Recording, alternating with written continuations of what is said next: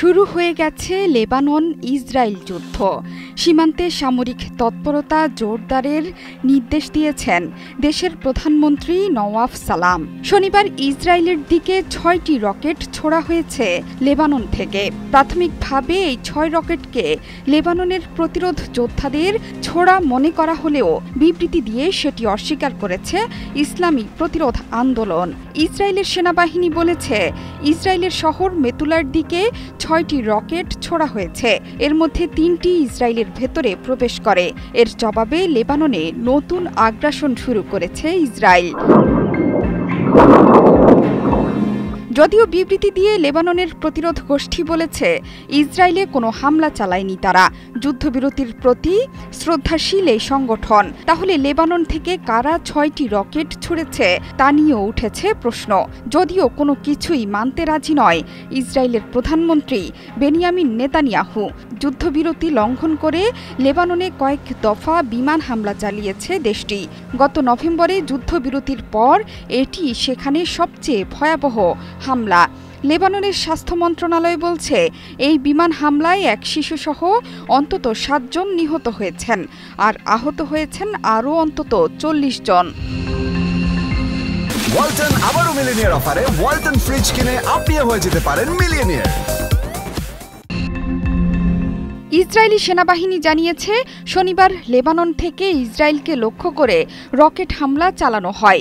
এর জবাবেই তারা দক্ষিণ লেবাননে ইরান সমর্থিত রাজনৈতিক ও সামরিক গোষ্ঠীর ঘাঁটি লক্ষ্য করে রকেট হামলা চালাচ্ছে দেশটি। লেবাননে বেশ কয়েকটি সশস্ত্র সংগঠন সক্রিয়। তবে যুদ্ধবিরতি ভেঙে শনিবার ইসরায়েলের রকেট হামলার দায় স্বীকার করেনি কেউ। প্রথম দফায় হামলার কয়েক ঘণ্টা পর রাতে দ্বিতীয় দফার হামলা চালানো হয়।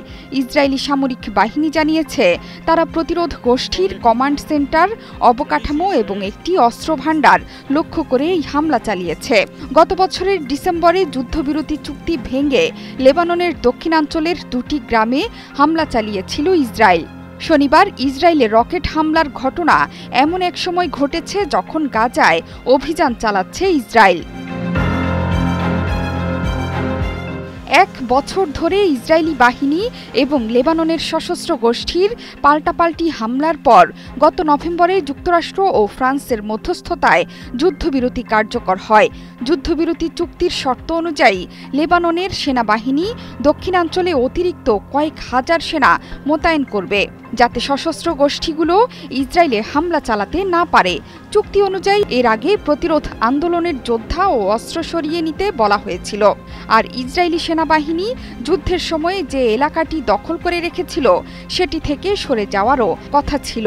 লেবাননের সবচেয়ে শক্তিশালী গোষ্ঠীকে দমনে মরিয়া ইসরায়েল, কারণ এই গোষ্ঠীর কাছেই একবার গোহারা হেরেছিল বেনিয়ামিন নেতানিয়াহুর দেশ। জোহরা চৌধুরী সেতু, ৭১।